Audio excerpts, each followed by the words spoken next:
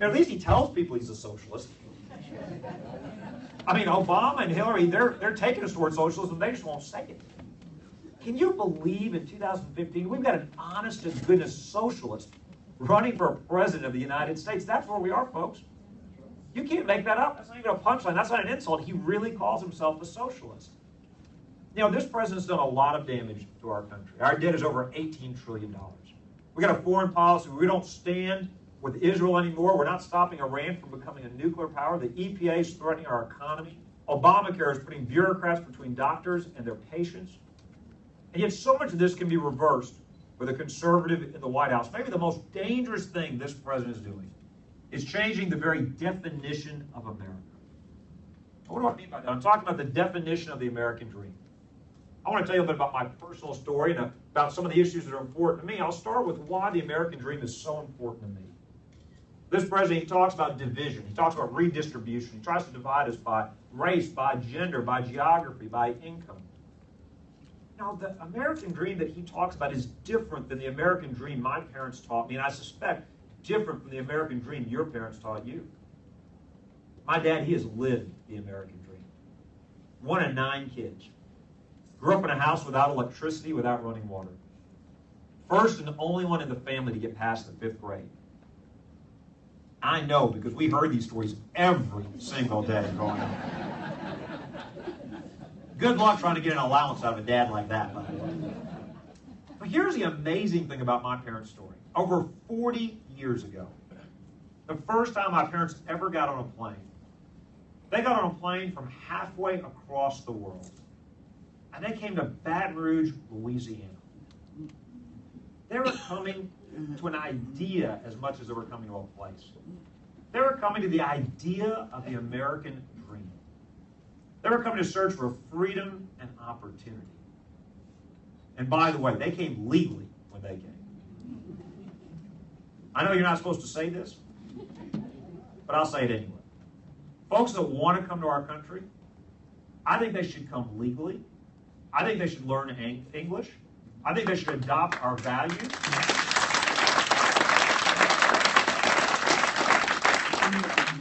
And I think they should roll up their sleeves and get to work when they get here. We used to proudly call America the great melting pot. It is common sense to say that you should want to be an American if you want to come here. We're not forcing anybody to come. And I don't know about you, I'm tired of all the divisions. We're not hyphenated Americans.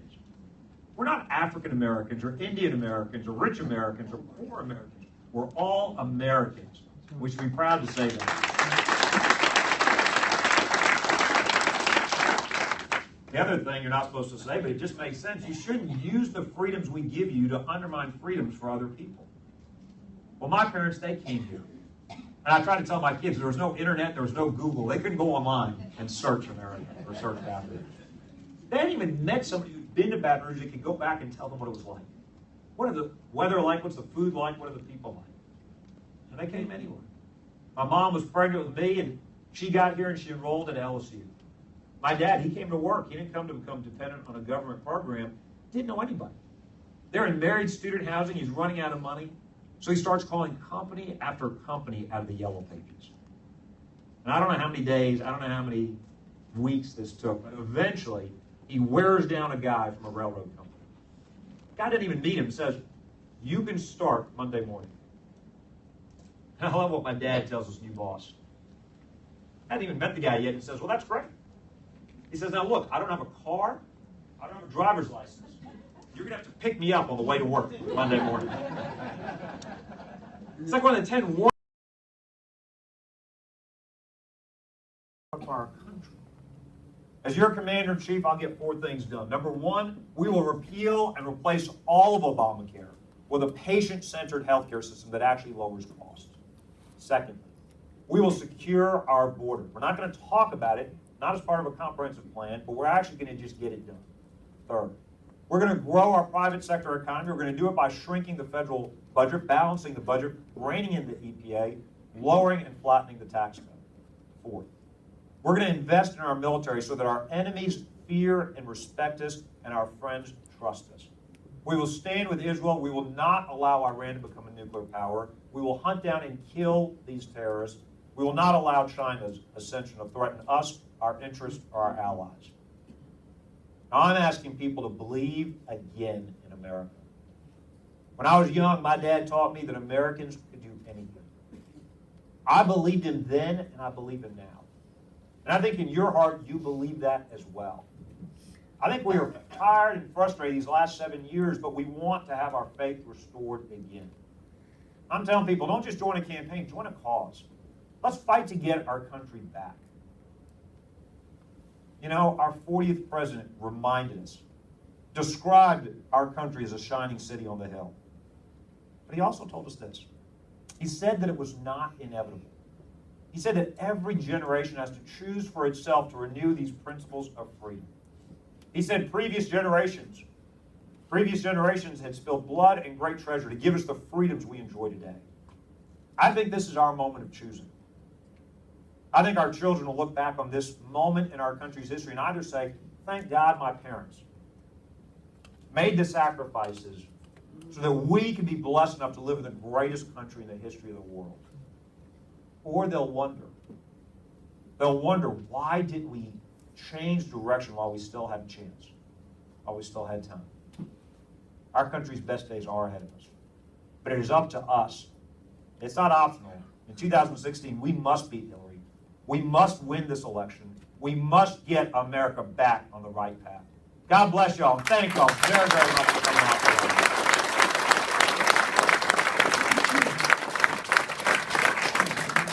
Now look, I appreciate everybody's come out here. I know everybody's busy. It is a Tuesday evening. Y'all could have been somewhere else. The weather wasn't great. Now I look forward to hearing from you and taking your questions. And after that, we'll stick around and take pictures and visit with folks as well. Yes, sir. Governor, thank you for coming here.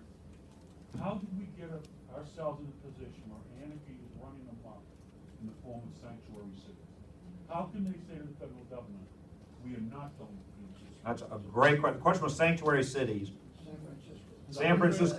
Is 140 or something sanctuary cities? Well, a couple of things. First of all, awful tragedy in San Francisco. For all, I'm sure many of you saw on the news, you had somebody that had been deported multiple times, multiple felonies, shot and killed a tourist, and never should have been free on the streets.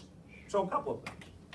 One, look, this is what happens, and this is what happens when we've got a movement that says we don't have to obey the laws.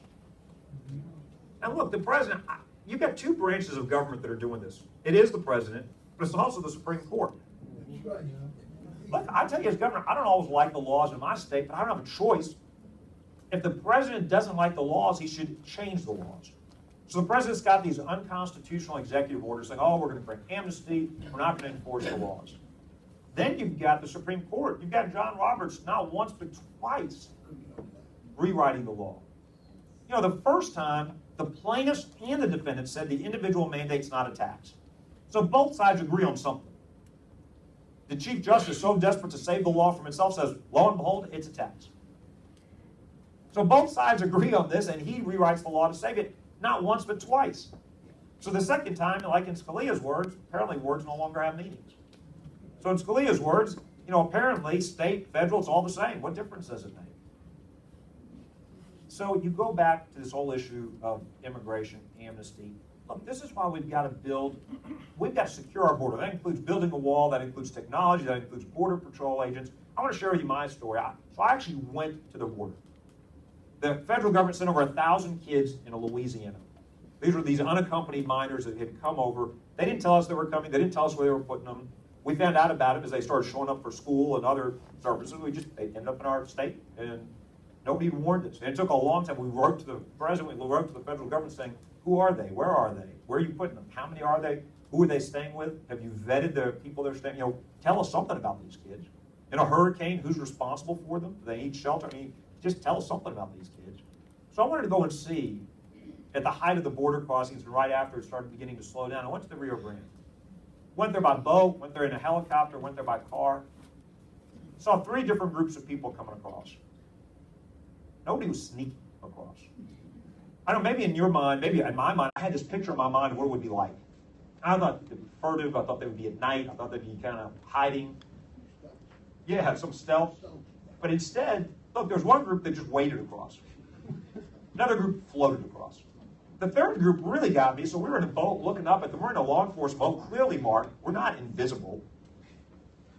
We don't bother them at all, by the way. They're on top of this dam, and they're walking from one end to the other, from Mexico into Texas. And there's a tall fence, chain link fence. I think this should slow them down. It may not stop them, but at least gives Border Patrol a chance to get there before they get across, because, it's a pretty tall fence. They get to the gate, and they swing it wide open. It's not even locked. What's the point of it? I mean, is the fence just there for show? I mean, what's the point of building a fence if you don't even just put a padlock on the gate? And they walk right in. Now, Texas authorities told me when they surge resources, when they put people on the ground, when they put helicopters, when they put resources in one part of the border, it stops people from crossing. Now, they may move somewhere else, but it stops them in that area. What that tells me is we can secure this border. Anybody that tells you that we can't is lying to you. I mean, the reality is this is a country that sent a man to the moon. We can secure a border. And it's not, look, in D.C., they love to tell you, the border's going to be secure because we're going to spend all this money doing it. Only in D.C. would somebody tell you, I did something because I spent a bunch of your money. I borrowed money from China and I did something. Why not ask the border state governors? They live with us every day. You got a Democrat in California, you got a bunch of Republicans. Why not ask them if the border's secure? So, look, the reality is this. There should be consequences. I don't think the federal government should turn a blind eye when cities say, hey, we're not going to enforce the federal law. If you don't like the law, change the law. You can't ignore the law. But then secondly, we've got to secure the border. It makes no sense. We've got to stop people from coming into our country illegally. To me, that's just common sense. Other countries secure their borders. It's only political correctness. Remember in the 80s, we were told, and the reason I say you got to do that in a standalone bill, we were told in the 80s, give amnesty and the border will be secure. Well, they gave amnesty and they never secured the border. So it was an awful tragedy in San Francisco. There should be consequences. And I don't think anybody, left or right, the court or the president should be able to ignore the law. That's not how this nation's supposed to be run. I'm sorry? Oh, don't get me started with the ACLU. They've sued me. Yes, sir. Why did they name your capital Red Stick? What are your thoughts and plans for the title? Sure. All right. Well, Baton Rouge means red stick in French. The story that we're all taught in Louisiana history as school children is there was literally the Native Americans. There was literally a stick along the riverbanks. And so that was the nickname, Red Stick. Baton Rouge. Many of you probably know New Orleans more than you know Baton Rouge or Red Stick. Baton Rouge, as a city, has grown because first, it's not only the state capital. Secondly, it's also the home to LSU, our flagship university. It's also the home of Southern universities and other schools. Third, it's also home for a very large refinery and chemical plant. It used to be Standard Oil. Now it's Exxon. It's been there about 100 years. But in recent years, it's diversified. So now it's got a growing IT industry. It's got other attributes as well. I was born and raised in Baton Rouge. I'm proud of my hometown, as you might tell. My wife's from the greater New Orleans area. And so we are about an hour and 15 to an hour and a half west of New Orleans, a little bit northwest of New Orleans, which when you're a kid is a perfect distance. You can drive to New Orleans and then come back home without getting into too much trouble. So that wasn't a bad distance from being from the big city. In terms of entitlements, look, we're not going to balance the budget unless we reform our entitlement programs. I told you Greece has all these problems with underfunded pension and other programs.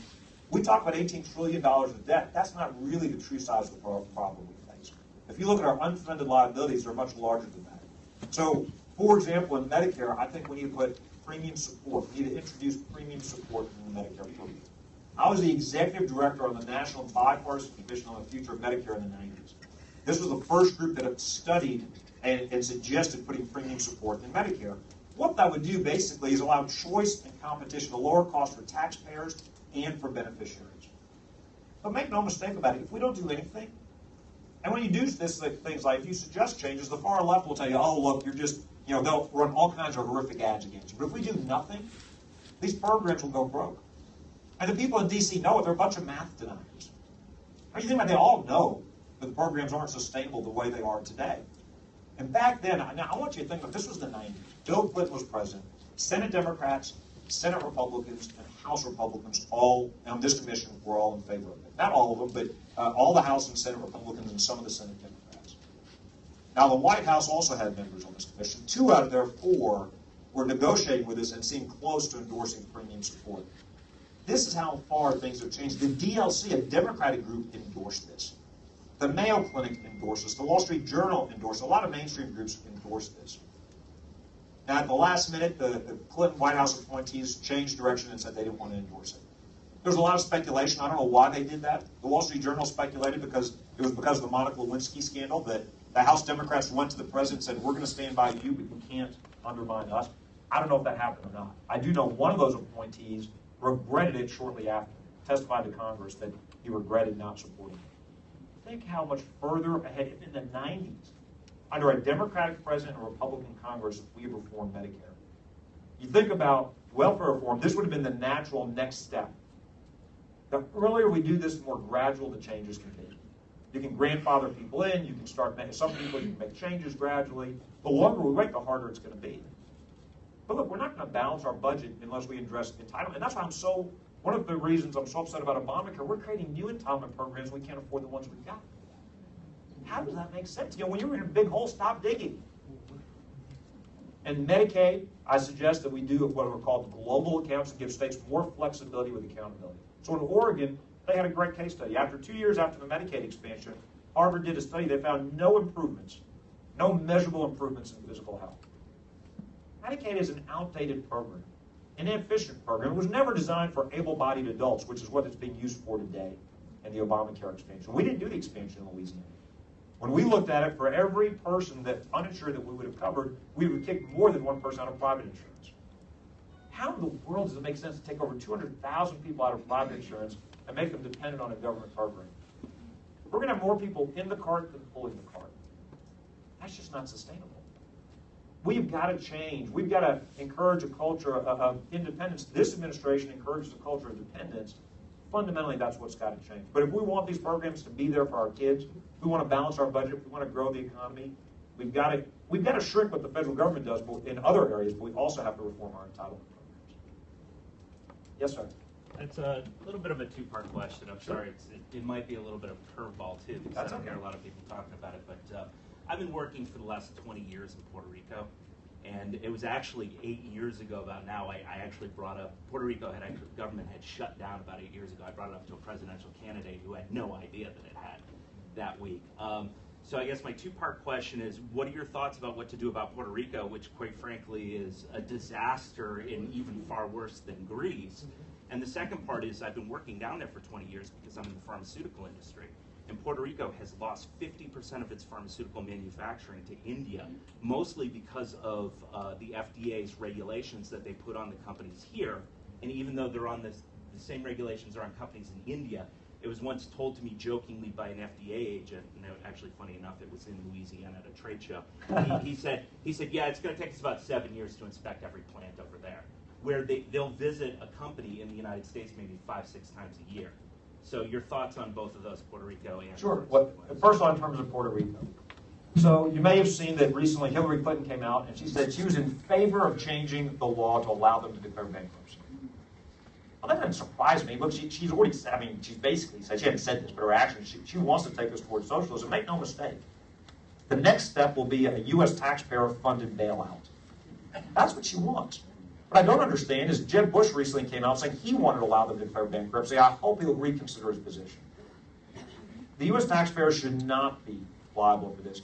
Puerto Rico, what they need to do is they need to, look, they got such a complicated system. They've tried to encourage economic development by buying jobs, and it hasn't worked. They need to, just like Greece, they need to restructure their government. They need to shrink its size, and they need to grow a private sector economy. Now, one example, you mentioned the pharmaceutical industry. Now, I'll be honest, I don't know about the FDA and why they're not inspecting more often in India. I have heard these stories about the FDA being uneven in their inspections of different companies. I will say this about the pharmaceutical and the manufacturing business. One of the things we've got to get better at in America is protecting our intellectual property rights when it comes to other countries. Now, it's not just China and other countries that are ignoring our patent laws, our international intellectual property rights. But part of the problem is we have no negotiating power. We're borrowing so much money from China. I know you mentioned India, but we're borrowing so much money for China. How does our president go to them and talk to them about cyber attacks, about intellectual property rights? I'm happy to look into the issue about why they're inspecting here and they're not inspecting overseas. To the consumer, we just want to know our drugs are safe and reliable. It doesn't make any sense to say we're going to inspect over here once every 7 years and 5 times over here. So I'm happy to look into that and learn more about it, and I'm happy to talk about it again afterwards. It makes no sense to me that there would be a disparate inspection regime. If anything, Well, the personal theory is it's a lot more fun to go to San Juan for the weekend than fly, 14 hours, 18 hours to Mumbai, India. I want them to inspect all the factories, but I especially want them to inspect overseas factories when you think about it. I mean, I would actually, you would think it would be the opposite. You'd think you'd inspect overseas factories more frequently than the factories here at home. Bottom line is I want them to inspect all the factories and make sure the drugs are clean and safe and effective. I'm happy to learn more about it, but in terms of Puerto Rico, I'm not for changing the bankruptcy laws. I'm definitely not for a U.S. taxpayer-funded bailout. U.S. taxpayers should not be on the hook for Puerto Rico or for Greece. Both of these, one's a territory, the other is a country. Both these governments, they need to restructure. But before we get on our high horse, look, Greece gave us democracy, and now they're showing us how to kill one. But before we get on our high horse and start lecturing them, we need to look in the mirror. This is a warning sign for where we could be headed. There's no plan in D.C. The president doesn't even have a plan to ever balance the budget. They do 10-year projections. It's not like he's telling you it's tomorrow. And once interest rates get anywhere near normal, this debt that we're carrying, the new debt we're creating every year, it's just going to skyrocket. Right now, the government's being funded by artificially low interest rates and cheap money. You can't keep doing that forever. So it's very tempting to want to just lecture Puerto Rico and Greece. We need to look in the mirror and make sure we don't become the next Greece. Yes, sir. Yeah, you mentioned China a couple of times. From 2006 to 2008, you had a strategic economic dialogue that focused on the economy much more. And under Obama and Hillary Clinton, you had a strategic and economic dialogue that has gone nowhere, Asian pivot aside. How would you align the interests of the U.S. and China, since they're both going to be economic powerhouses in the next 30 years? Look, I thought the rhetoric of the Asian pivot was right. I think the follow-through is what was lacking. Here's the opportunity and challenge we've got. All of a sudden, Asia, you get allies like like Japan and South Korea and Taiwan that are looking to America. They want to more integrate closely with us economically, diplomatically, culturally, politically, etc. You've also got non-aligned countries like India and Vietnam that are also looking to American leadership as a hedge against China. They're not going to do that forever. At some point, those countries are going to say, leadership from behind doesn't work for us, and we're going somewhere else. So a couple of specific examples. So for example, China's investing in a blue water navy. And so this administration said, we're going to send some Marines to Australia, we're going to send some more ships there. The problem is we don't have the resources. Even as they're modernizing their equipment, their defense equipment, specifically targeted towards our capabilities. Russia's modernizing their nuclear arsenal. You may have seen today the Army just announced they're laying off tens of thousands of additional personnel. Going to reduce the size of the force to 450,000. We're going to have fewer troops, older ships, fewer and older planes than at any time in years. At a time when our federal government is spending more of our economy, we're spending less of it on defense than at any time since World War II, at least in the last couple of years. Now those numbers fluctuate a little bit. I'm for shrinking the government. One area we need to spend more on is in defense. I want to get it back up to 4% of our economy. Now with procurement reforms, we're not wasting money and do it gradually, not too gradually. I don't want to do it all at once. I think there are opportunities for us in Asia, but I think we need to force the Chinese, we need to confront the Chinese and say, you've got to play by the same rules, whether it's intellectual property or other issues. So for example, the president negotiates a carbon deal with the Chinese that basically says we're going to inflict all the damage on the American economy in the short term. They don't have to do anything until the long term, and it's not even binding. That makes no sense. We may have one of the worst negotiators. He's telling the Iranians they can have whatever they want. He's telling the Chinese they can have whatever they want. The only people he seems to be tough on is the Congress. They're the only body he seems to be able to negotiate with. I don't understand why our congressional leaders keep holding them. Nobody else does. So I think there is an opportunity and a challenge in Asia. And I think we better not miss it. Look, we got to defeat ISIS. That is the short. We got to stop Iran from becoming a nuclear power. That's the existential threat. But the medium term, not even long term, opportunity/challenge is the rise of China and what happens in Asia. When you look at the people, the economic growth there, there's a huge opportunity for us. And there are a lot of countries hungry for American leadership, both traditional allies and others. We shouldn't miss that. It can help our economy. It can help our national security.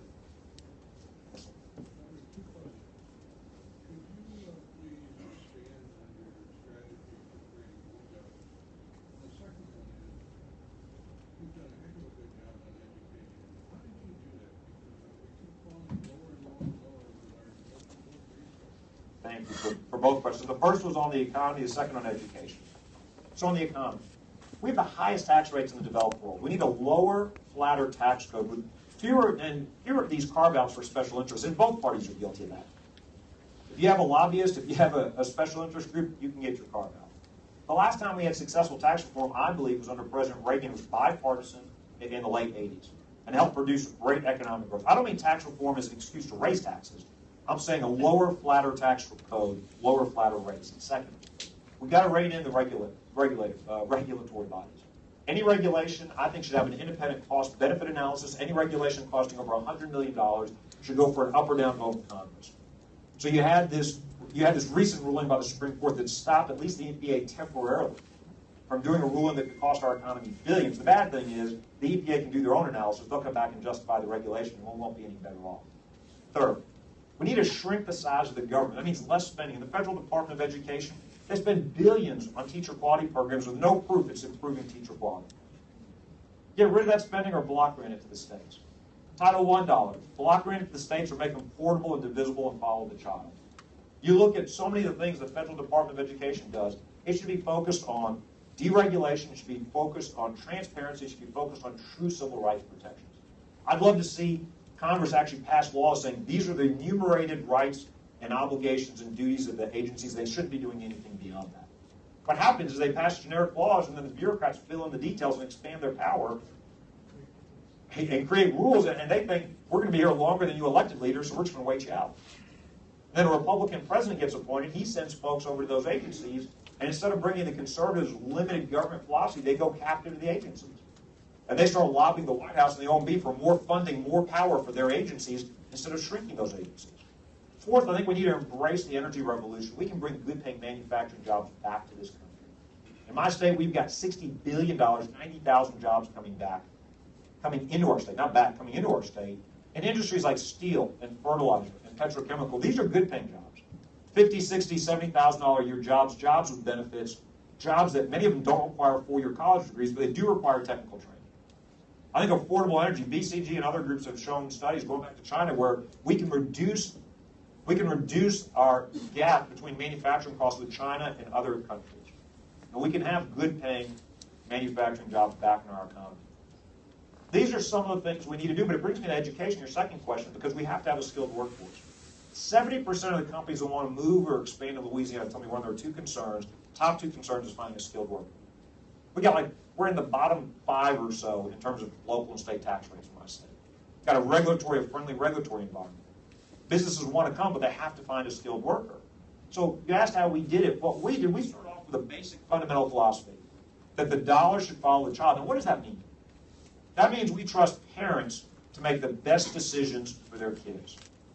Every child learns differently.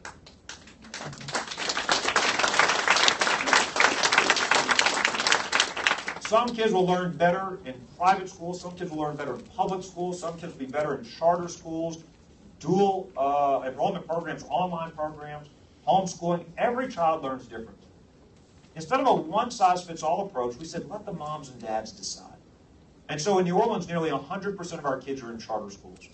We doubled the percentage of kids doing reading and math on grade level in 5 years. Now, I don't stand here and tell you that every child should be in a charter school. I'm just saying that worked for those parents in New Orleans. Other kids learn better in different environments. When we did this, the teacher unions that fought us, one of their officials said, parents don't have a clue when it comes to making choices for their kids. You can't summarize the debate better than that. I met with a group of moms the next day that said, we make choices for our kids every day. We know their needs better than the bureaucrats in D.C. or Baton Rouge. And so I think the federal government needs to get out of the way, trust moms, trust dads, trust choice, trust competition. Now, I want to share with you just real quickly one story. There was a school in New Orleans East, north of the Ninth Ward. This was an area that got hit hard by Katrina. It was a parochial school, and this school got flooded by Katrina, and they rebuilt it.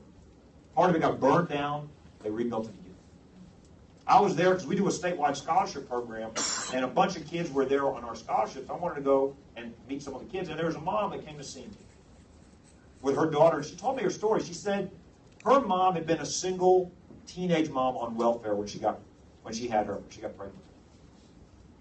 She herself was also a teenage pregnant mom, was a single mom on welfare when she had her daughter. And that was the daughter she brought with her. She said she was now working 3 jobs to keep her girl in the school. She said she wasn't Catholic, but she liked the school. And she said thanks to the scholarship program, she could keep her daughter in the school. And she said, Governor, this is the first time my child has ever brought home homework. The first time she's wearing a uniform, the first time she feels safe in school, the first time there's toilet paper in the bathroom, pens and paper and pencils in the classroom. First time she's thinking about going to school after, continuing her education after this school. Those are things we take for granted. Those are things we would want for all of our children. The quality of a child's education shouldn't depend on their zip code. What I loved about this mom's story, she wanted the American dream for her daughter. She wanted, just like my parents wanted for me, she wanted more opportunities for them than she herself had experienced. Now, I'll tell you this also. She came from a neighborhood that votes about 99.9% Democrat. So if she voted for me, it was by mistake. She didn't mean to do it. This shouldn't be a partisan issue. And at the local level, it's not. When we did education reform, we had half the Democrats in the Senate and a quarter of the Democrats in the House vote for it. There'll be opposition. The teacher unions, they protested me. They try to recall me. They try to recall the Speaker of my House. I've got young kids. I used to tell my kids all the time, when you see those, because all these protesters, signs, I said, those are just parades for Daddy. That's why they have Daddy's picture on all those signs. They don't believe me anymore. When they were younger, I could get away with that. Yes, sir. You mentioned developing a lower, flatter tax code, Governor. What would that look like? I guess, how would that impact the American people day to day as we move forward? Well, look, we'll put out a detailed tax plan. We haven't done that yet, but I think the best example of when it was done successfully to me was in the late 80s when Democrats and Republicans got together and said, you know what, we have riddled the tax code with too many exemptions, too many carve-outs, too many special treatments. If we will agree, both sides will agree to get rid of a bunch of these, we can all have lower tax rates. It does a couple of things. One, it grows the private sector economy. Secondly, it disempowers the special interest groups. But third, I think it also takes away power from the IRS. The reality is, I don't want the IRS. This is really a group that we know went after conservative groups for their beliefs.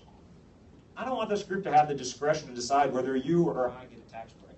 I don't want them to have the authority to decide what tax rates we pay. The simpler the tax code, the easier it should be for you to fill out your taxes, the less discretion they should have to decide what taxes you pay or what penalties you could potentially face. But we will come out with detailed plans. I know there are a lot of competing ideas, but the simple idea, the general overall philosophical approach is lower, flatter tax code. Look, one of the things we got to break up in D.C. is we've got a permanent ruling class. And it's in both parties. We have elected leaders that go on to become very highly paid lobbyists. That is not what the Founding Fathers intended. They intended part-time legislators that would leave their farms, their businesses, their factories, their schools. They would go and service, and it would be a public sacrifice. And then when they were done, they would live under the rules they passed for the rest of us. Now look how mad they got when they had to go under Obamacare for themselves. It was a great law for the rest of us until they were told, well, wait a minute, we want to apply it to you. I think we need part-time legislators with term limits with bans on them becoming lobbyists.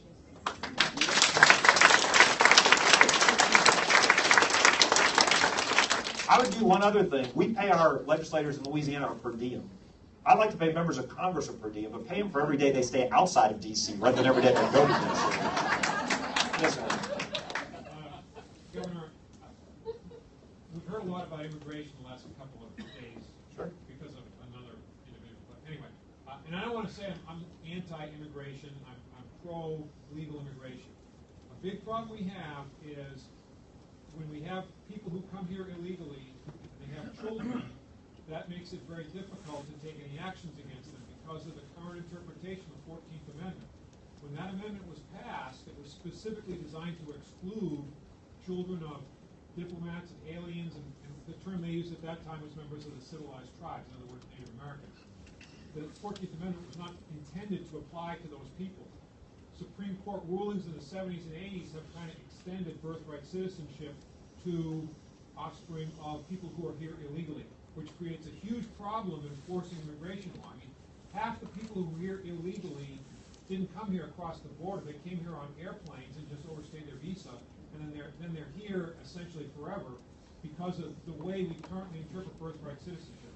So my question to you is, would you support some way, probably legislatively, to return back to the original intent of the 14th Amendment and get a little bit more handle on this to keep some of these, just the explosion in number of illegal aliens who are here that then have children that we consider American citizens and we can't do anything about it. You know, a couple of things. One, I was reading the news, you may have seen this, that there are a large number of folks that are, and this story happened to be about California and Chinese parents, and it could be other countries and other states too.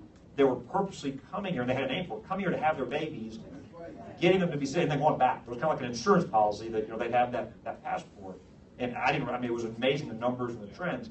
There was a legislator in my home state, and I think they were looking to amend the Constitution to try to address that. Look, I'm certainly open to looking at what that would entail. I do think the real way to just solve this once and for all is we've got to have a secure border. I don't think people shouldn't be able to come here illegally. They shouldn't be able to overstay their visas for a lot of reasons. I'm like you. Look, I'm obviously not anti-immigrant. I'm for legal immigration when it's done properly. An immigration policy can either strengthen your country or weaken it. There's nothing wrong with us saying, it's just common sense to say we want a policy that makes America stronger, not weaker. Every country adopts policies to make themselves stronger. There's nothing wrong, and if you say that, you shouldn't be called a racist, you shouldn't be called bad name. That's an honest debate to have. What's good for our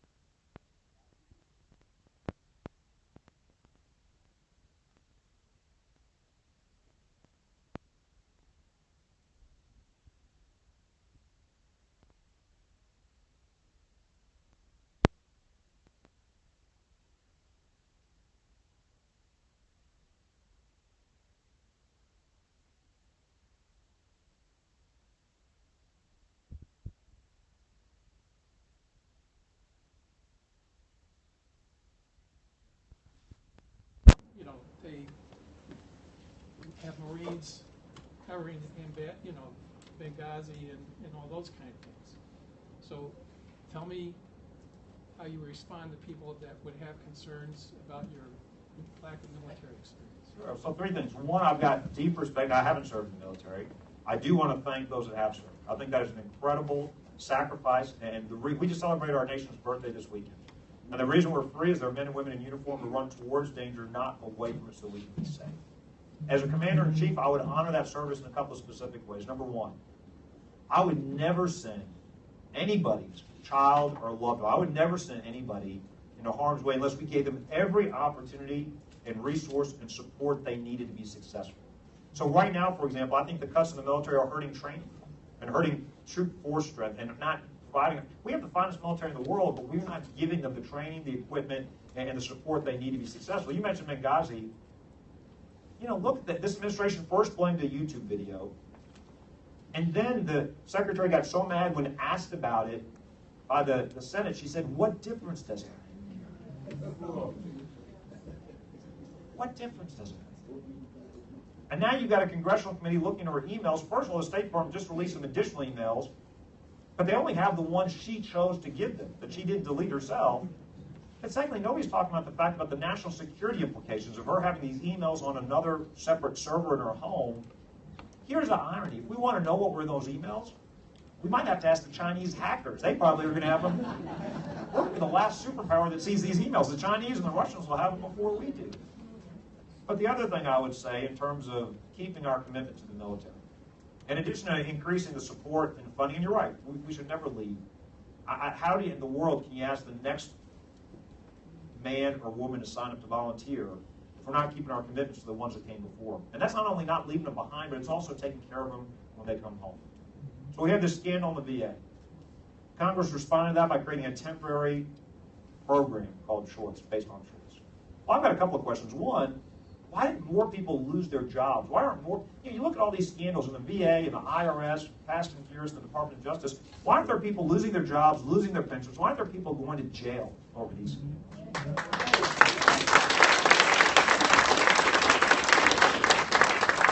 That happened a couple of times. I bet you it wouldn't happen again. But going back to the veterans, I think they deserve the best health care we can give them. I think Congress needs to take that program, expand it, make it permanent, and say to a veteran, if the best health care for you is in a VA facility, great. If you think you can get better care in a private doctor, private hospital, and a private health care facility, that's fine as well. We'll pay for it. You should never have to be on a waiting list. You should never have to cross state lines. This isn't an entitlement. This is a benefit they've earned. The reality is this was a promise we made. How do you recruit the next one if you don't keep the promises you made to the previous men and women that have served us in uniform? So my message to those would be that as a commander-in-chief, I would only deploy our military to secure and defend America's interests. And I would only send the military with the support and the resources they need to win. As I said before, I don't want them ever to be in a fair fight. I want them to dominate. What we're doing right now, this idea, twice now the president has had to come out and say he didn't have a strategy in Iraq. And both times somebody from the White House comes out and says, oh, the president didn't mean what he just said. That guy must be the second busiest guy in D.C. The busiest guy is the guy that says it after Joe Biden comes out and says, well, the vice president didn't mean what he had to say. It's immoral to send our military out there if they don't have a strategy for victory. And if they don't have the support they need to get the job done. Governor, we have time for one more. Yes, sir. Well, we appreciate your coming to New Hampshire, certainly. I guess my point is I've got 3 grandsons that are just entering the labor market. Well, one of them's got a job, the other 2 are looking there. But the idea of me telling them that your future looks great and you're going to do better than your mom and I did there, I feel like I'm lying to them, to tell you the truth. There's just too many obstacles for these younger people there. I mean, they have tremendous things. They got to fight drugs. They got to fight politicians and unions and all this sort of thing. My age, you found a job, got married, and that was it. But like I said, I worry about the future of my 3 grandsons, and that's certainly there's a multitude of other things I worry about, but they get closer to home. Well, first of all, congratulations on the grandsons, and I agree. Look, my daughter's 13, my boys are 11 and 8. The only reason I ever ran for office, nobody in my family's ever been involved in politics. Well, my dad said, remember, my dad was the first in the family to go to college. When he sent me off to college, I went to school in Rhode Island. He said, son, you can study whatever you want. I said, really? I could study literature or history or philosophy? He goes, oh, no. You can be any kind of doctor you want to be when you go to college. That was his idea of the American dream. It was like, he wanted both his sons, and neither of them became doctors. He wanted both of those to be doctors. I think he finally forgave me a few years ago. He's like, all right, this might be okay. I was the only one. Had to start the college Republicans there, restarted, and then became head of the state college Republicans. But the only reason I ever got involved in politics, the first time I ran for office, my wife and I had one child, our little girl. And I worried about, my state was in trouble. All my friends were moving away. The kids I graduated from Baton Rouge didn't live in my state anymore. And the people running for office were talking about making small changes. I wanted to make big changes. I felt the times were so desperate we couldn't afford to wait. That's how I feel about our country. As a parent, I'll tell you, I do feel, I'm not idyllic. I'm not idealistic about my childhood. I know there were challenges, but it did seem simpler when we were kids. I'll be honest with you, like right now, I told you my wife had to go home all summer long. My kids have all these activities. My mom would just tell us to go play in the backyard and come in when we were hungry. And you know what? Your parents, your neighbors will look after you, and if you did something wrong, they would discipline you just as sure as your own parents would. And boy, you listen to your teachers. If I misbehaved at school, my teacher would tell my mom, she would spank me. When my dad got home, I'd get spanked again. And if I ever tried to tell my dad I didn't do it, he'd say, well, I know you did something else and got away with it today. I'm spanking you for that. Don't worry about it. Your teachers were always right. And it was yes, sir, yes, ma'am, no, sir. You never talk back to a teacher. Yeah. Oh, absolutely. But there were no metal detectors. There were no police officers in the schools. You didn't need that. And you're right. There was this confidence that if you worked hard and followed the rules, you should be able to do a little better than your parents. It wasn't going to be easy, but if you worked hard at it, you should be able to provide for your family. And we could also turn on the TV at the family hour and not worry about what we saw. You weren't worried about the language and the image. It was easier to raise kids. Now, I'll tell you real quickly, when my little girl was about 5 or 6 years old, I was feeding her brother at the dining table. She went into my office. She said, "Daddy, can I watch Dora the Explorer on your computer?" So I pulled it up, and she, she was watching this little cartoon. And in a few minutes, she comes into the kitchen and said, "Dad," and she was only gone like 5 minutes. She was 5 or 6 years. She goes, "Daddy, why is Mickey Mouse speaking Spanish?" So what are you talking about? So I go in there.